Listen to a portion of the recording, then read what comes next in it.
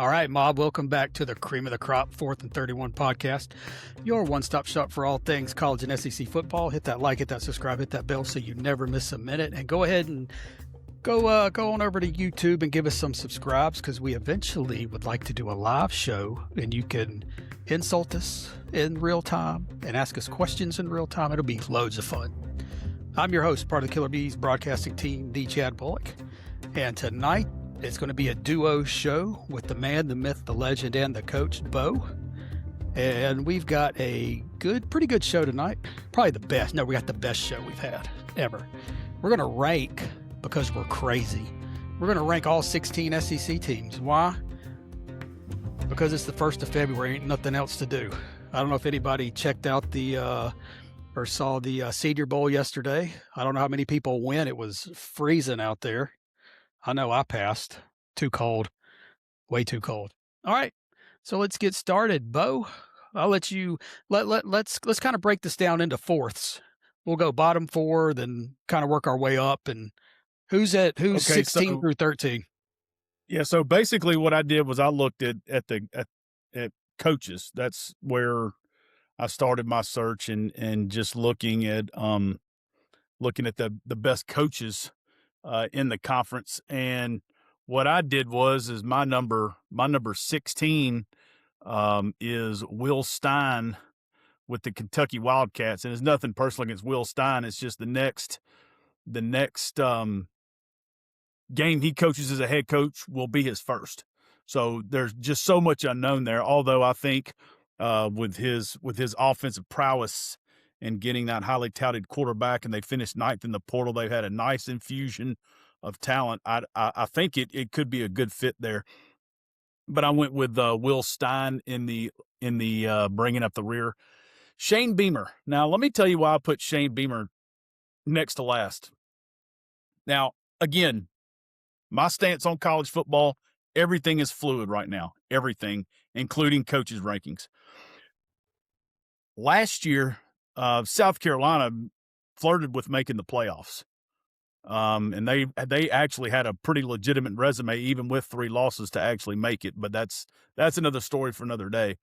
But they did a really good job. And then this year, South Carolina fell to 4, and I think it was 4-8. So the drop off, the lack of consistency. I'm not saying he has to flirt with the playoffs every year, but if you follow up a 9-3 with an 8-4, I'm perfectly fine with that. Or even just make a bowl game, because I understand some things didn't quite work out. The offensive coordinator situation bombed, had a couple of injuries. They had to move some stuff around. Didn't quite have the personnel that they had the year before. I get all that. But to go from 9 wins to 4 wins was pretty alarming to me.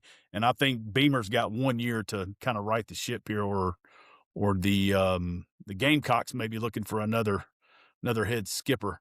My next place, I've got Ryan Silverfield, because he will be entering play as a coach in the SEC for the first season. Although he had some pretty good seasons in Memphis, he had his quarterback in place for 4 years and did a really good job there. But now he's going to be in the deep water. So we'll see how it goes. He's known as more of an offensive coach. And I think that's really kind of the trend with head coaches nowadays, is find those good offensive coaches, because everything is geared toward the offense. The rules are geared toward the offense. The time of possession is geared toward the offense, where the clock runs. So I think a lot of schools are using that that's probably where they're starting. And then in next place, I have Pete Golding. I know he went to the playoffs. I know he won a playoff game. I know he won 2 playoff games. I know they had the lead on Miami there at the end of the season, but the majority of that coaching staff is gone. Okay. And now it's going to be his recruits. He's got a mess to clean up. I kind of didn't like the way the offseason has gone for the Rebs. So I've got Golding kind of far down my list. and I cannot get out of my head. I just cannot stop thinking about Ole Miss had the game won against Miami, and rather than be aggressive and try to force something, they just sat there and just took the death by 1,000 cuts and just allowed Miami to go down the field and score, and he never changed what he did. He never got aggressive. I understand they had the better personnel, but when they have the better personnel like that, you got to take a chance. You cannot just allow them to just drive down the field and get in position to tie or win the game. And again, when you're all it takes is one well-timed blitz, the ball comes out and the game's over. And I just think that was such bad management by Pete Golding at the end of the game.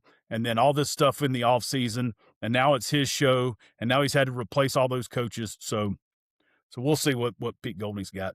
So that's my bottom four. Wow. Okay. So I totally screwed this up because I thought we were just doing teams, just the teams. I didn't know we were doing coaches. Oh, God, this is going to be bad. So that's okay. We'll turn lemons into lemonade. Bo's doing coaches. Obviously, Hey, I'm the one. Let's roll with it. Okay. Hey, this is my bottom four starting for next year. Wow, this is awkward. Okay. So from 16 up, I did Arkansas, South Carolina, Kentucky, Mississippi State as my bottom four teams to start the year. Mississippi State's up a little bit. I think, like we talked about last show, if they could win a couple SEC games, that would be like huge for that program, just getting to bowl eligibility. I had Arkansas last. I mean, I just didn't, see what they did in the portal. Just didn't like a lot of what they did in the portal. And they frankly just weren't. I know they had several close losses last year, but they still lost them. And until you can prove to me that you can win these close games, I really can't pick you to win any close games. Going up to 15 with South Carolina, I just want to see how the new OC is going to do. I mean, you got rid probably the worst offensive coordinator in the SEC last year was Shula, and hell, we all know about Shula as Alabama fans. Not very good, not very creative. And then, like I said, Kentucky, Mississippi State, that rounded out my bottom four. All right, Bo. So let's go 9 through 12 on your coaching edition. Just to comment on your picks, Chad, every conference has their pecking order. And those teams that you mentioned have been toward that bottom third of the pecking order for probably the last, 5 solid years plus. Really ever since, Mike Leach, ever since he passed away, Mississippi State's really been trying to kind of find themselves. Of course, when you go through an event like that, I mean, that's so unexpected. And, Mississippi State's had a hard time of it. Kentucky had solid footing for a while there. They've really fallen off. But, one thing I will say about that, I think Mike Stoops quietly did one of the better jobs in the country, but there comes a time at every place where the relationship just gets stale. Doesn't mean he's a bad coach. Doesn't mean he did a bad job. It just means there needs to be a new face in the organization. There needs to be some just something new, something fresh to kind of revitalize the program. And I think that's kind of where they're at. I really like Lebby. We've talked about him. Arkansas, the number of Arkansas players at the Senior Bowl. I mean, my goodness, quarterback, tailback, offensive lineman. They had four guys out there at one time. And here they did win a conference game, and they were loaded with some good talent. And I'm going to tell you, I saw the quarterback Taylon Green in person at the Senior Bowl parade. That dude is a monster. He is a monster. He's got to be every bit of 6'5". He is a monster. But anyway, on to my next 4 selections in quarterbacks, in head coaches. So that would be we'll start with number 12. I'm going with Alex Golesh from coming from South Florida, coming to Auburn. Again, love the hire. I love the hire. He's exactly what Auburn needs. But again, the next game he coaches in the Southeastern Conference will be his first. My next is Jeff Lebby at Mississippi State. That's one program right now. I believe they probably have the least amount of money to spend in NIL. They have basically one arm tied behind their back the entire season. And I think Lebby does a really good job. Next, Eli Drinkowitz. If you ever want a clinic on how to teach the stretch zone, he's your guy.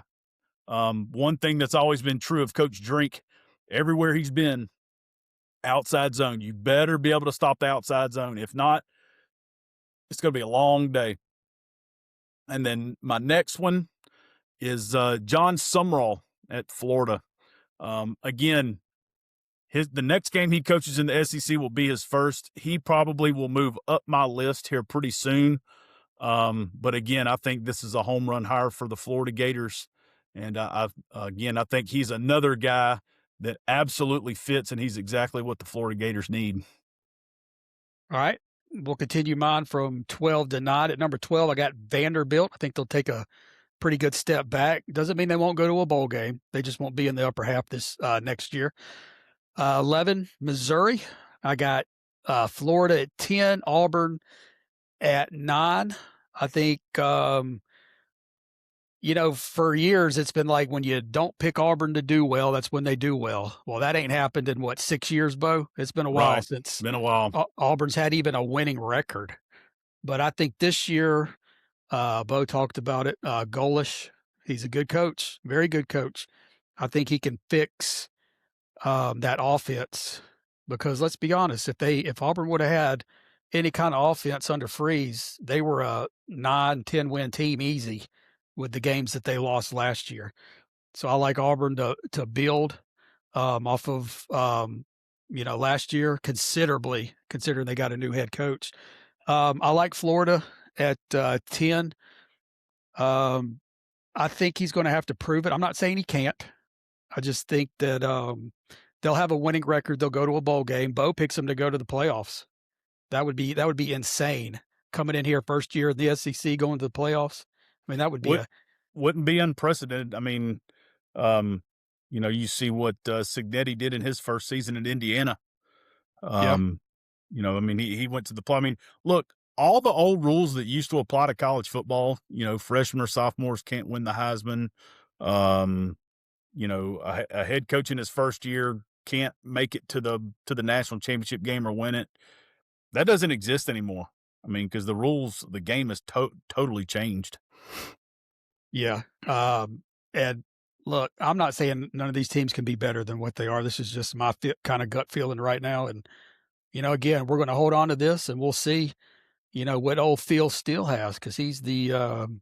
The preseason guru, as we like to say around here. And then 9, like I said, 9 is Auburn. So I got Vandy, Missouri, Florida, Auburn. Bo, 8 through 5 on yours. Well, hey, first of all, I wanted to make one observation about what we're talking about here and the level of talent and how there were multiple teams in the SEC who underperformed their talent. As I was watching the Senior Bowl, and I'm watching like 4 of the 5 offensive linemen are from Arkansas, Florida, and Auburn to start with. The quarterback was from LSU. The tailback was from, I think, Arkansas. There was an LSU receiver. So, in other words, these were all teams who, I mean, I think the best of that bunch was LSU, and they won 7 games.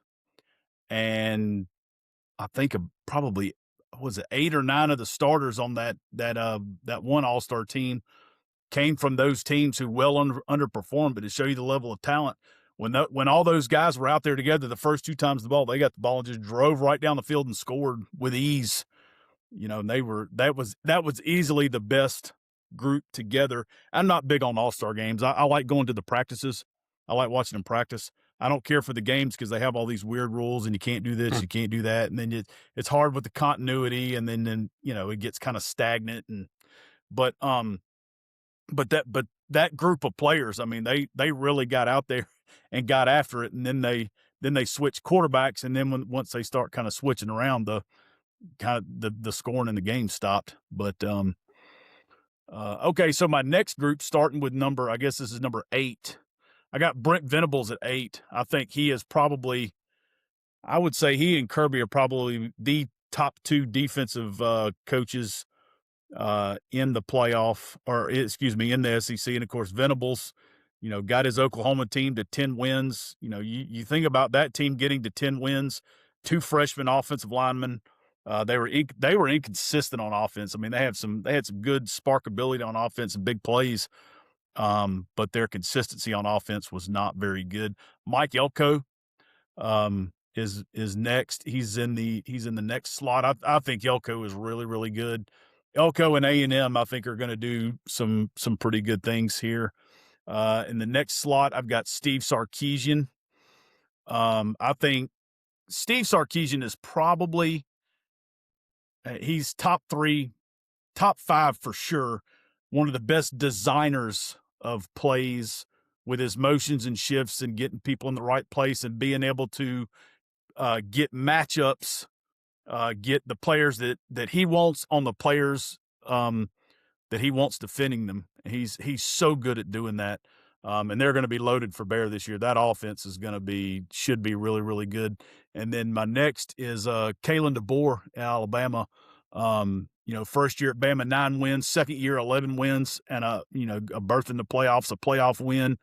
For them to have the issues that they had on the offensive line, and it's well documented. We've talked about it on this show a lot.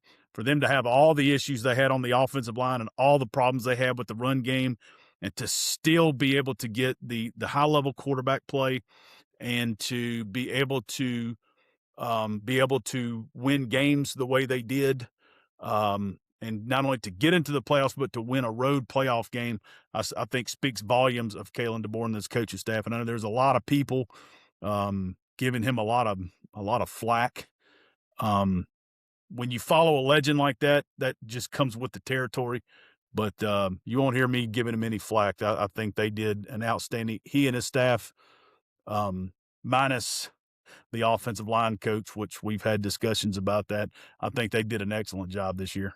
And that's out of there. That's exactly right, Chad. That's exactly why he's gone. You're fired. And the other thing with that is people said, oh, he doesn't have the guts to do it. He's too nice. He's too loyal. He's too this. And we even talked about that on the show, and we were all in the same camp. It's like, I don't think he's going to get rid of him, because my thought was why are you going to get this guy to go out, recruit all these linemen, bring them all in? He's going to bring all these kids in, and then you're going to fire him. And that's exactly what he did. Yeah. So, I was shocked. I didn't think he had the brass to do it. It is a cutthroat business. And anytime you become a coach, keep your resume. This is for any coach, anybody who's thinking about getting into the coaching business. Keep your resume sharp and keep it handy, because when you get hired, that's going to be your next firing. So it's a cutthroat business. I've even seen it in high school, and I can only imagine when millions of dollars are on the line in college football. So, oh yeah, a lot more stressful. All right. So I have these next 5. I have a clear-cut 3, and then I have like 5 kind of jumbled in there. Well, my 5 jumbled in there: Oklahoma, Tennessee, Ole Miss, A&M, and Alabama. I could make a case for all 5 of those, and my top 3, obviously, to win the SEC. I don't know that there's too much difference between those 5, honestly. Both of them, all 5 of them have pluses, all of them have minuses, and as an Alabama fan, I'm banking on Alabama to fix one thing and one thing only, and that's the O-line. If they fix the O-line and we can come to play, they'll be higher than the middle 5 for sure. But like I said, between Oklahoma, Tennessee, Ole Miss, A&M, and Bama, and I don't think there's really too much difference between those 5 both. No, I mean, you're talking about all those. We've talked about those teams at the top of the conference. Those 5, 6, maybe 7 teams, they're going to be battling for those 3 or 4 playoff spots every year.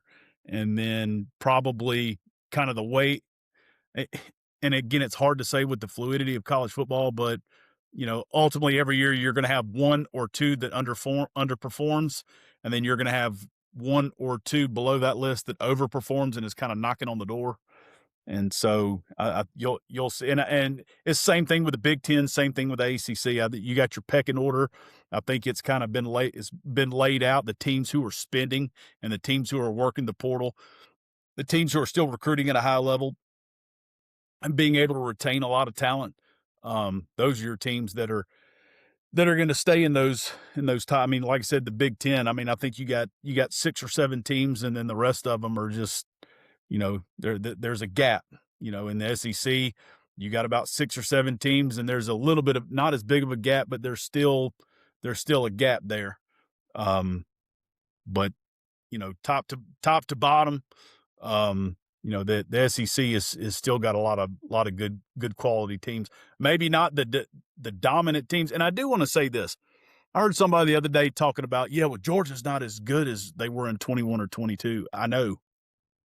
They know that. Kirby knows that. I mean, you're not going to see another Bama 2020 again. I mean, where you just where you're so good like that for so long. It's just the nature of college football now. I mean, it's year to year. Yeah, I mean, there's no doubt. It's hard to, sustain, especially now. I mean, and even go back to 60 years ago when Bryant was coach. And I mean, my God, you didn't have scholarship limitations. That means you could go and get the top 5 quarterbacks in the Southeast just to keep Auburn or Georgia from getting them. And then that changed to where you only got 85 scholarship players. And now the game's kind of changed again. And the only people who are going to survive in this are the ones who want to adapt. And, the SEC is adapting right now. All right, my top 3 real quick. Really no particular order, but I'm going to put them in a particular order. I had at 3. We'll go 3, 2, 1. LSU, Texas, Georgia. I'm banking on Kiffin just coming in there and being Kiffin and having them, right there. And, they could possibly make the SEC championship game next year. I don't see why not. He's getting a lot of players in the portal, it's almost like the Dodgers in baseball. No money. They got Shohei Ohtani. They go out and get a Kyle Tucker. They get whoever they need. And Texas and Georgia, I'm banking on Texas and Arch Manning having a great year, and just banking on Georgia being Georgia. Bo. Well, think about this. Kiffin, they landed the number 1 recruiting class this year, and they landed the number 1 portal class. I mean, you go and you start putting pieces like that together, and then you're talking about, you look at Texas. I mean, Texas had the number 3 recruiting class, number 3 portal class. Now the recruiting is where Georgia has kind of fallen off. They had the number 11 recruiting class and the number 32 portal class. So, but as long as these teams, and Bama had the number 5 class, number 16 portal class. So you go get some of the best high school talent.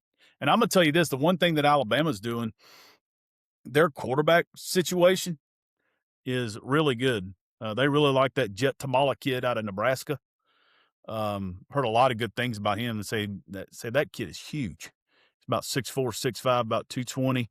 So he is quite a player. You already have Keelan Russell, and then you also have Mack. And then on top of that, the number 1 prospect in the country, Elijah Havens. He's been crystal balled to Alabama for the class of 2027, and they've already got a commitment from Trent Seaborn, who's the starting quarterback at Thompson, which he's been the starting quarterback at Thompson High School since he was in the 8th grade. Yes. He's already won 4 I think he's won 4 state championships so far. He led them to the state championship in the 8th grade. 8th grade, yes. Yeah. Yeah, I don't know if he played the whole year, but I think he did play the whole year. Yes. Okay. He's been the starting quarterback at Thompson High School since the 8th grade. And for those of you that are not familiar with Alabama high school football, Thompson is one of the top programs in the nation. I mean, they're one of those top 10, top 15, top 20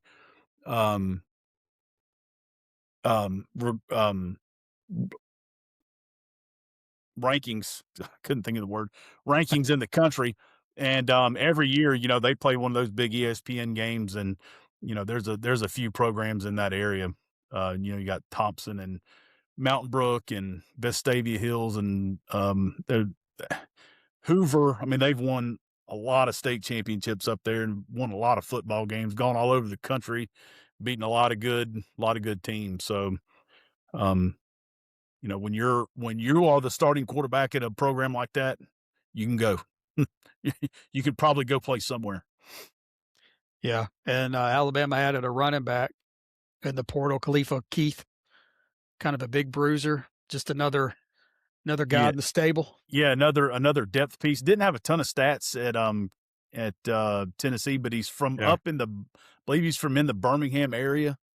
And so he's going to come back, and that'll be good. But my top three coaches in the Southeastern Conference, I've got number 3, I've got Clark Leah from Vandy.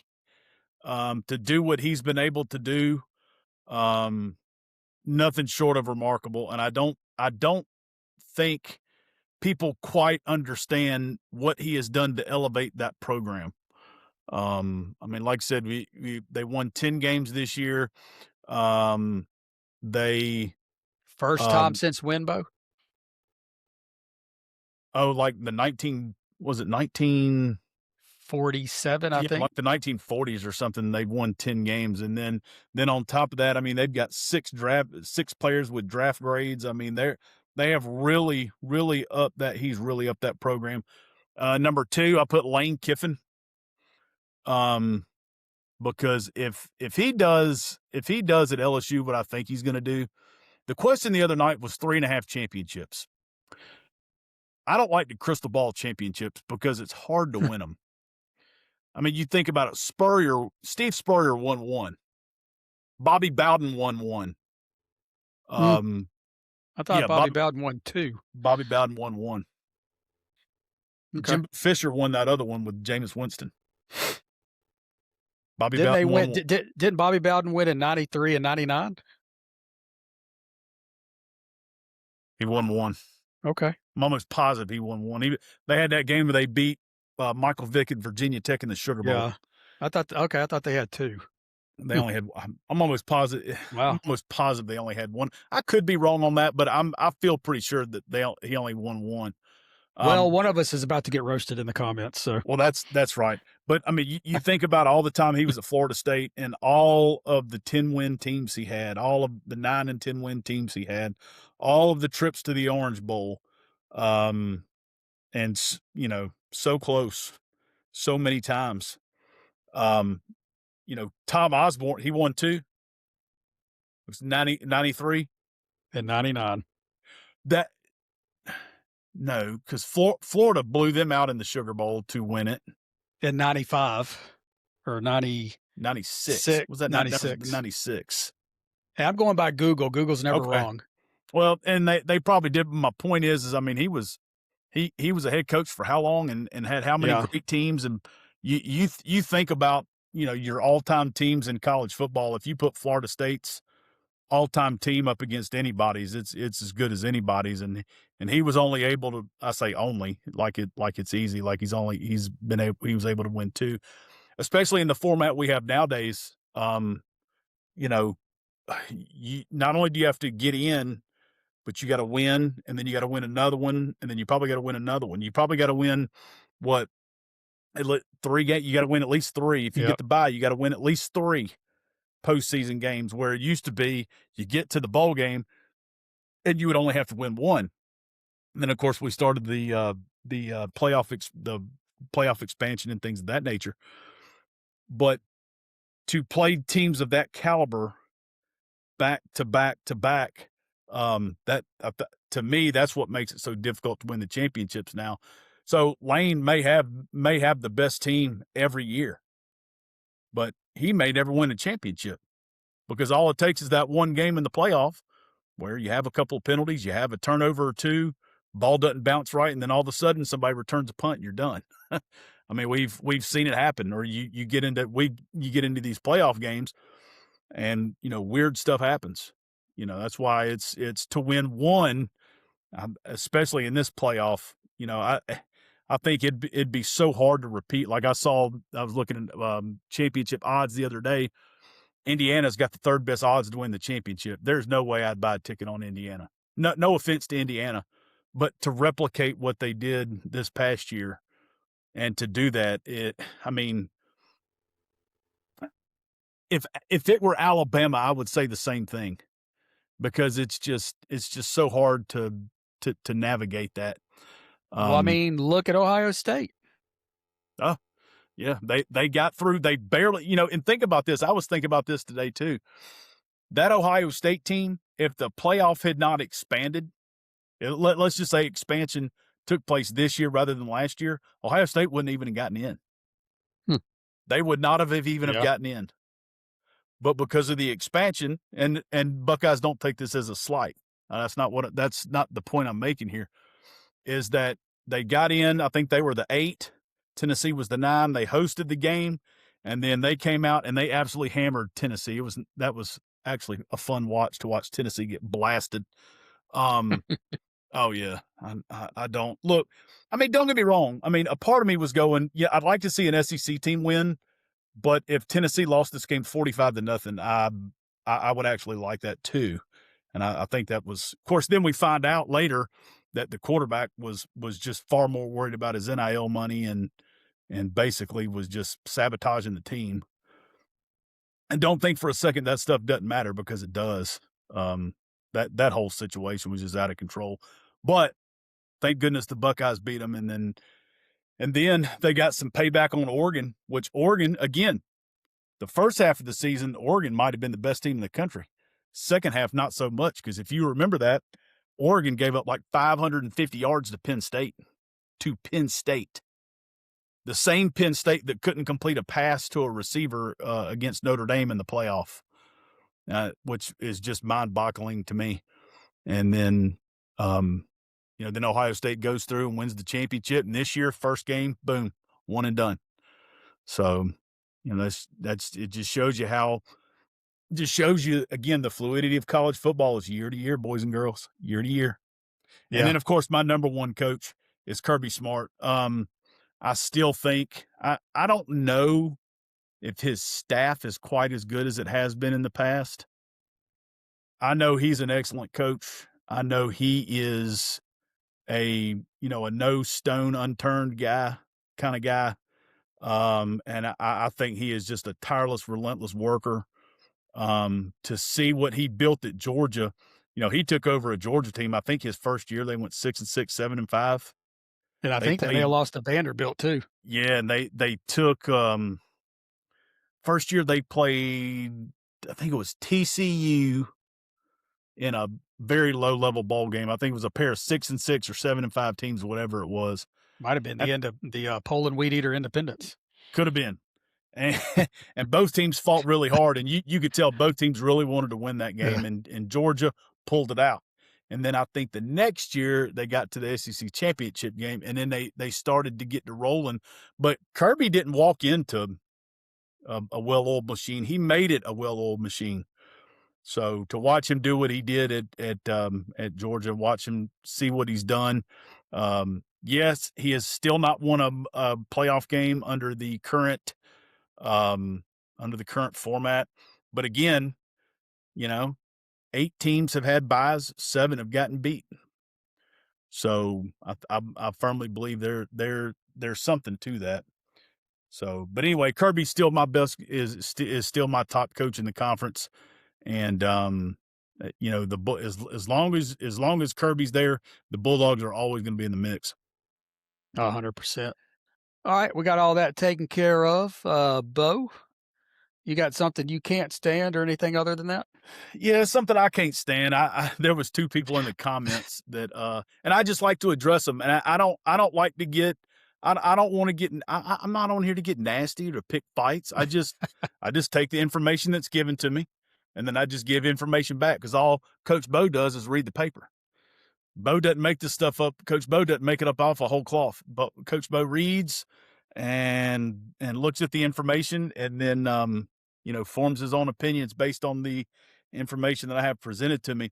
I thought it was kind of comical. I wish I need to start writing down the people who make the comments.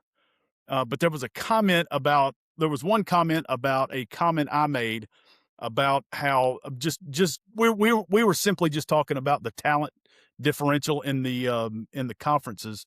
And I was talking about how if Arkansas, who won 2 games, went 0-8 in conference play, if they played the bottom 9 teams in the Big Ten, they would be favored over all 9. And then I said, if they played, they were the last place team and Purdue was the last place team. And if Arkansas played Purdue, Arkansas would have been like 11 or 11.5 point favorite. I can't remember exactly what it was.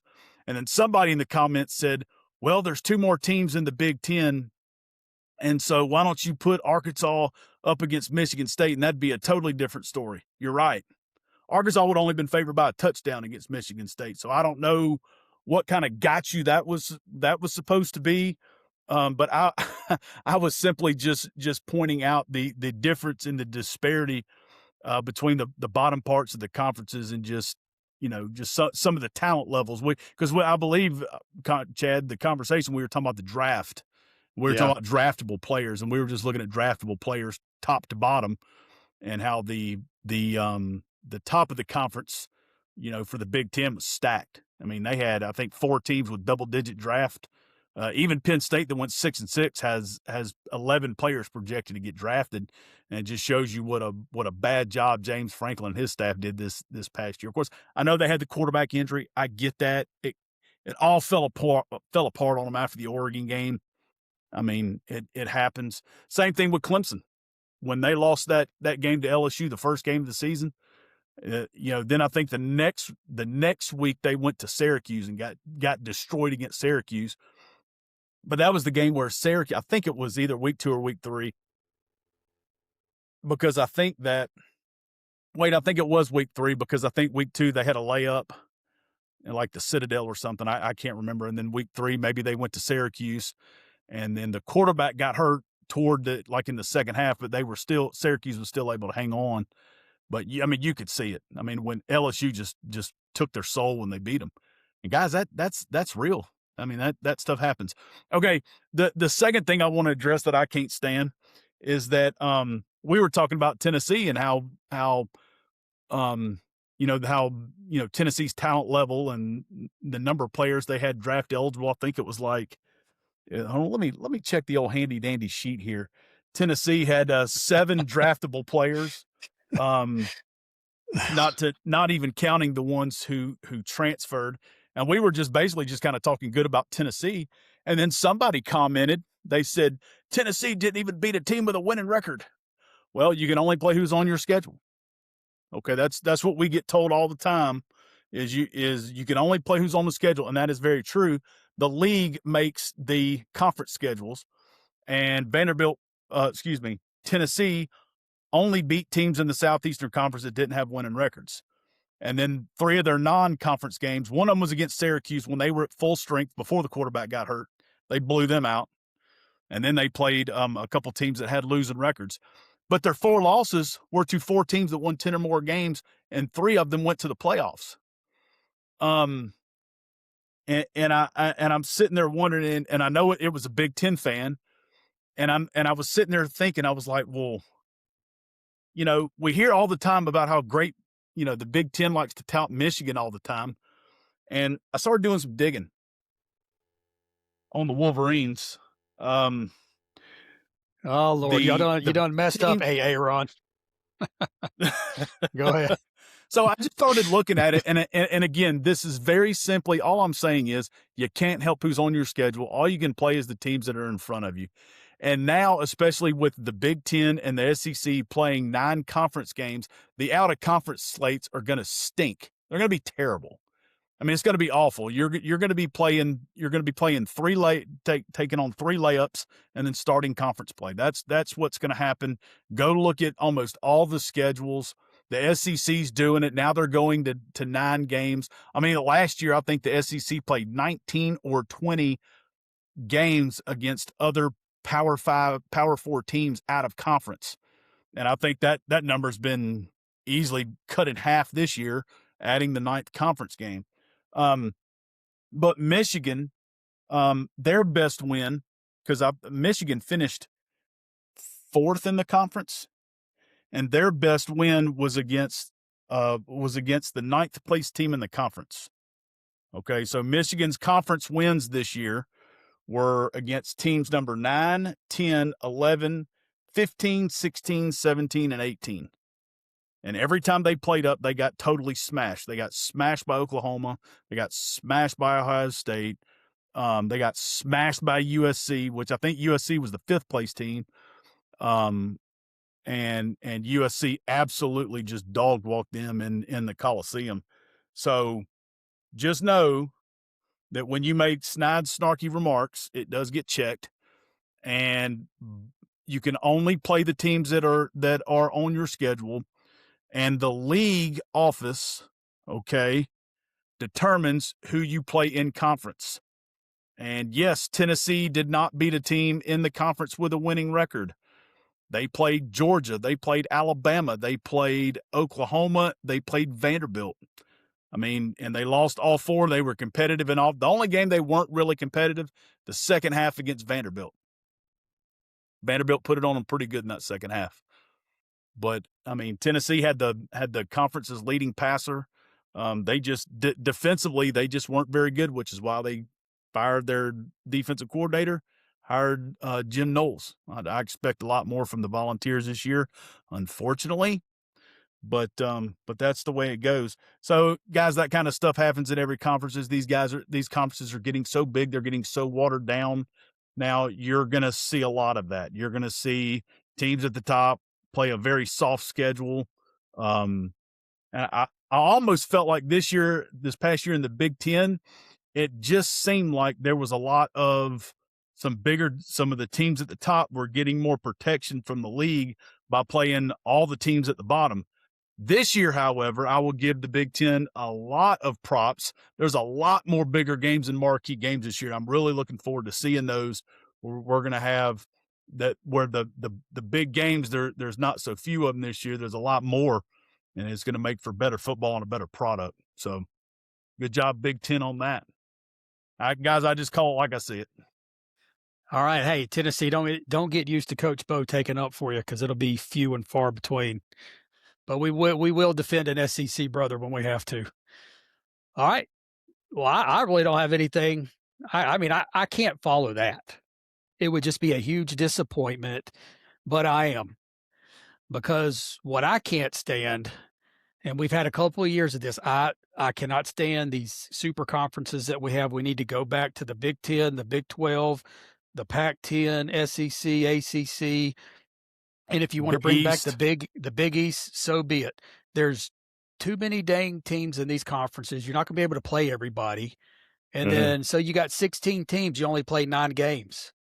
I mean, you're never going to get, I don't even think you may have got the 2 best teams in the SEC to play in the SEC tournament this year, or in the SEC championship game this year. So much of it is draw. I mean, you think back, Chad, when the SEC was 12 teams. I mean, almost everybody played everybody every year. Yes. I mean, you only went without playing 3 teams every year. Yeah, and then but you rotated. You rotated them. Yeah.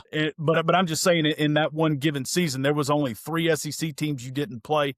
Now, I mean, take the ACC for example. I mean, you're not going to play 10 teams. You're not going to play more than half of the conference. It's just too big. It's too watered down. And Big Ten, I'm not trying to take a shot at you. You're not the only one. I don't like 16 teams in the Southeastern Conference. And it's not that I have anything against any of the teams who have joined in recent years. It's just, it gets to the point, it's too big. It gets just like Texas A&M. Oh, people said, well, Texas A&M didn't deserve to be in the playoff because they didn't play any of the top 4 or 5 teams in the conference. Well, that's how the schedule shook out. Yeah. That they played the teams that were in front of them. Neither did Ohio State. And I do have a problem with it because I want to see the best teams play. But at the same time, I understand the conferences are too big. It's impossible. So, I mean, that's what you get. That's just the way it is. Yeah. I think if we get the Big 12 back in the mix, it's never going to happen. I don't think it will. I don't even know, honestly, I don't know what it would take for it to happen. Because money, just as much as everybody, money is what drives everything. Well, they're already talking about now the ACC folding. I mean, I've heard all kinds of stuff about Florida State and Clemson trying to leave, and North Carolina, and I mean, my goodness, they're going to where are they going to get absorbed to? The Southeastern Conference, the Big Ten. Now you're going to have what? 20-team conferences, 24-team conferences. I mean, Yeah. that's just crazy. But the irony of all what this could do is, let's say you have 24 teams in the SEC, then you go to a 12-team West and a 12-team East, and you're back to where you were 20 years ago. I mean, it's going to come full circle, but with twice as many teams. Yeah, and then you still won't play everybody. Oh no, yeah. I mean, there's no possible way that you can. I mean, college football is just so screwed up right now. Just all the NIL and the just all the tampering and all the, I mean, just everything that's going on in general. Like, none of it makes any sense. But from the NCAA standpoint, they're going, "Hey, we tried. We've lost every time we've gone to court, we've lost. We're done. Just do whatever y'all want to do." And it's just like all the stuff that's happening, coming out, talking about LSU is going to be investigated. Possibly Alabama basketball could face some sanctions for playing Bediako. But the thing is that it's crazy. There's rules for European players, and then there's rules for American players, and the rules for American players are way different than European players. And the rules for the European players really benefit them. I mean, it's just there's no standard of anything anymore, and it's just kind of whatever. And whatever happens, and people are just going to keep pushing that limit, and eventually, at some point there's going to be a tipping point. At some point, it's all going to implode. But I don't know when or what, but there's going to be one instance where what they say, it just hits the fan, and that's going to be it. And and I hope that I'm here to see it. I couldn't foresee it being taken too much longer with the direction it's going, especially each offseason. It's going to get wilder and wilder. And so we'll see, boys and girls. All right. Well, Mob, let us know in the comments if there's anything you can't stand with today's game. I know there's a lot to it. Huge conferences, NIL, tampering, G League players playing, and it's not just Alabama. Go look at Baylor. They've had one all year. Nobody says nothing about it. Well, they say that the difference is that Bediako had already played college, even though he still had eligibility left in his window, and the other players had not, but they had signed pro contracts but never played in the NBA. I don't see how it matters. But, I'm not a lawyer. I don't know. I just play one on TV. That's right. All right, guys. Well, that'll do it for this edition of the 4th and 31 podcast. For Coach Bo, I am the Chad Bullock. We will see you next time.